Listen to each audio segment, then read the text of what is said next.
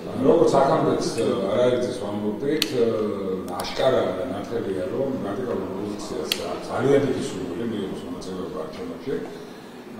ეს ყველაფერი გამოსჭრის თითოეული მათგანის კომენტარისგან, იმ შინაარსიდანაც რა კომენტარებსაც ისინი აკეთებენ, თუმცა იმის გათვალისწინებით, რომ ჯერ ერთი ისინი საკუთარ ნებასურვილი საკუთარ პოლიტიკური დღესასწაულს არადგენენ და მეორეც რომ რადიკალებში არ არის გაზრდილი ერთიანობა, რადგანაც აბსოლუტურად ეკლექტური პოლიტიკური შემადგენლობის მქონე ჯგუფებია, მათ თუ რამე აერთიანებთ საკუთარი პროფესიონალის სიძულვილი, მეტი არაფერი არ აერთიანებთ, ამიტომაც უნერვია რომ ისინი ვერაფერზე ვერ თანხმდებიან.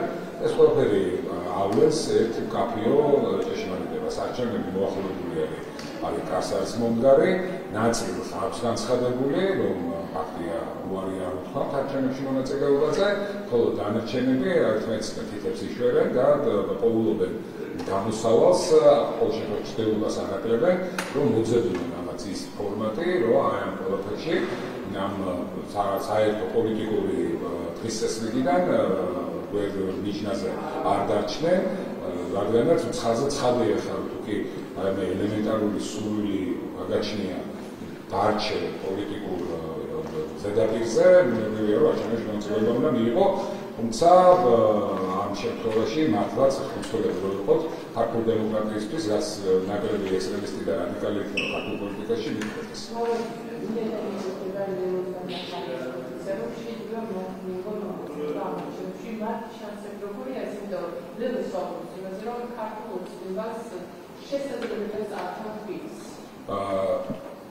რადიკალური ოპოზიცია არის უმძიმეს მდგომარეობაში, მათ შორის ხარდაჭერის კუთხით, უნებრივია საზოგადოების მხრიდან, ალბათ ამ წლების მანძილზე ასეთი დაბალი რეიტინგი, რომელიც თან არის ამის მიახლოებული რადიკალებს არ ქონია, შესაბამისად შედეგი პრიმატურის არჩევნებზე იქნება ერთი სასახა, 64-ვე მუნიციპალიტეტში ქართული ოცნება გაიმარჯვებს და მძიმე დამარცხებიან რადიკალები. წართმევაზე საერთოდ იმის მომგველია რაიმე ფორმით მათი კომენტარების მოსმენა, ისინი თუ იმეს ამის წართმევენ შეიძლება ერთმანეთთან მიიღებენ მონაწილეობას, რაღაც ერთმანეთთან გადანაწილდნენ, მაგრამ ეს მოცემულობაც აბსოლუტურად თავდაჯერებით შეგვიძლია ვთქვათ, რომ თითოეულ მუნიციპალიტეტში თუ 3-4 კონკრეტული დეპუტატი საკრებულოსი აირჩიეს და შეძლეს თლიანობაში მითხრა ჯამში რადიკალობა შეგროვება, ეს მათთვის ძალიან დიდი მიღწევა იქნება, თუმცა შესაძლებელია ამ ნიშნულზეც ვერ გავიგოთ. არათუ რაიმე ფორმით სხვა კონტექსტში ქართული ოცნებასთან მიმართებით მათ არანაირი გასაგებია შანსი არ გაჩნდა.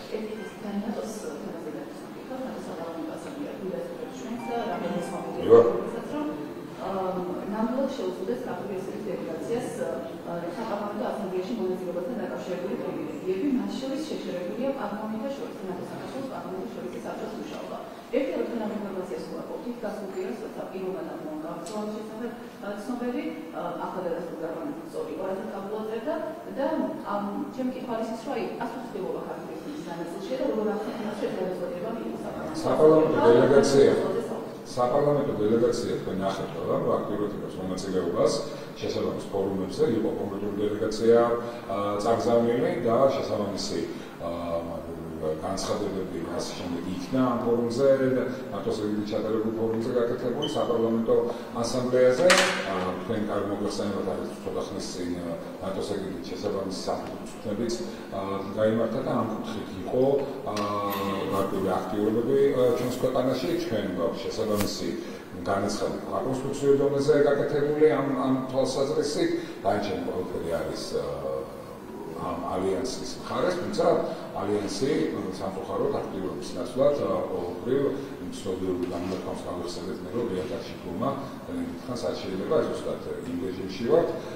ჩვენ შესაბამისად თუ რაიმე ფორმით ამ კუთხით არის შესუსტებული ურთიერთობა, ნამდვილად არის ეს ალიანსის მხარეს და არა საქართველოს მხარეს, რადგანაც საქართველო აქტიურად მონაწილეობდა საკუთარ ვალდებულებას, მათ შორის საპარლამენტო ჭრილშიც ასრულებს კონკრეტული მიმართულებით. მაგრამ მე ვიტყოდ მასალა პრივილეგიები შეგვიძლია. გადაცემის პასუხი. შემდეგ ეს კითხვაზე გავიცნობ მიდის შესახებ. მან მოუწოდებული შესაძლებლობაში შედარების გამოყენებას უკვე შეუძლია ქართული ოცნება ირაკის საჩივარი ნახეთ მისი საჩივარი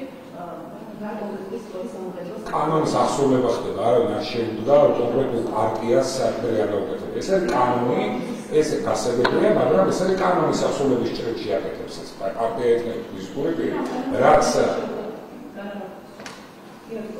შეიძლება გახსოვდეს პასუხი. თუ თქვენ კითხვას უნდა დავადოთ, პასუხი მოისმინეთ შეიძლება. ნუ მომეშტებით პასუხი. კარგი დაასრულე.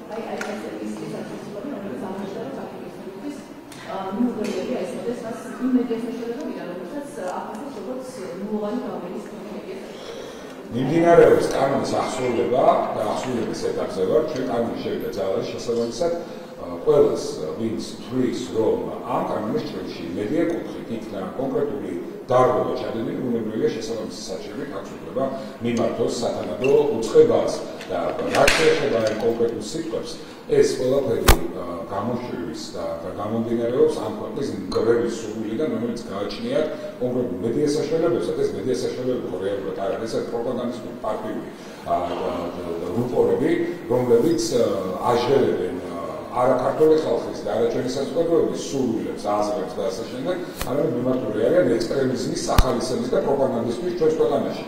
და იმ ძალების ხარდაჭერისთვის, რომელიც ამ ქვეყნის ხარდას გარედან სამწუხაროდ მოქმედებს ამ ჩვენს ქვეყანაში დესტაბილიზაციის მოსაწყობად. ამიტომ კეთილი ინებონ ახლა ყველამ და როდესაც აცხადებენ, რომ რომელიმე უწყება არის არალეგიტიმური, რომელიმე პატიმარი არის პოლიტპატიმარი, ეს ყველაფერი დაადასტურა. ჩვენ მივეჩვენეთ ერთ რაღაცას, ძალიან მარტივ მოსაზრებას, რომ არსებობს ფაქტები და თუ კი გინდა მედია საშუალება ხარ, თუ არ ხარ, ამას არ მნიშვნელობა არ კონკრეტულად ამ შემთხვევაში მედია საშუალებებზე ვსაუბრობ. თუ კი შენ ამბობ, რომ პარლამენტი არის არალეგიტიმური, კეთილი იქნება და დაამტკიცე, რომ პარლამენტი არის არალეგიტიმური.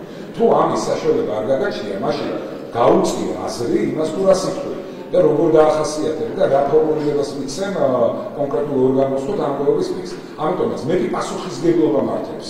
მეტი პასუხის ეს კანონი არის მეტი პასუხისგებლობის დამწესებელი ყველასთვის, მათ შორის მედია საშუალებებისთვის იმ ჭრილში, რომ მათ მიერ გაშენებული ფრაზები იყოს პასუხისგებლობით სავსე, იყოს მტკიცებადი, დამტკიცებადი და არ იყოს ესე ფარატინე ხალხები და რომელიღაცა ექსტრემისტის ტვინში ან მათი პატრონის ტვინში მოაზრებული ქვეყნის მგრევისთვის გაპროტესტებული მოცემულობა, რომელსაც არანაირი საფუძველი და არანაირი მტკიცებულება არ გააჩნია.